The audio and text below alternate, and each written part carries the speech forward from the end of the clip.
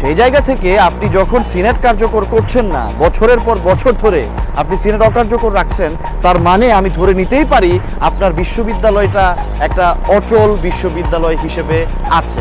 Senate যদি না হয় তাহলে রাজশাহী বিশ্ববিদ্যালয় তো অচল আছে।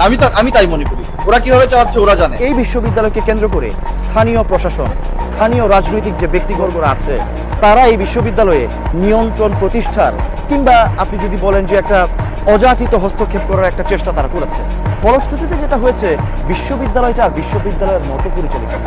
যে সিনেট যে কার্যকর হচ্ছে না, রাজনৈতিক সংগঠনগুলো কিন্তু সেটি নিয়ে দাবি করছে না।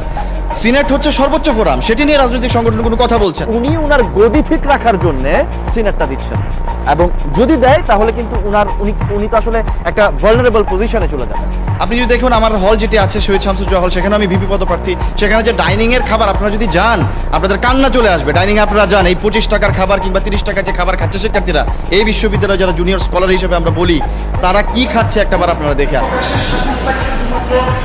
পুরুষ শিক্ষার্থীদের জন্য কিনা নারী হলগুলোতে আমাদের কাছে অভিযোগ আছে, তারা অভিযোগটা পর্যন্ত করতে পারে না। তাদের অভিযোগ হচ্ছে তাদের যে আয়া, মালিক, গার্ড তাদের সাথে রীতিমতো দুর্ব্যবহার করে।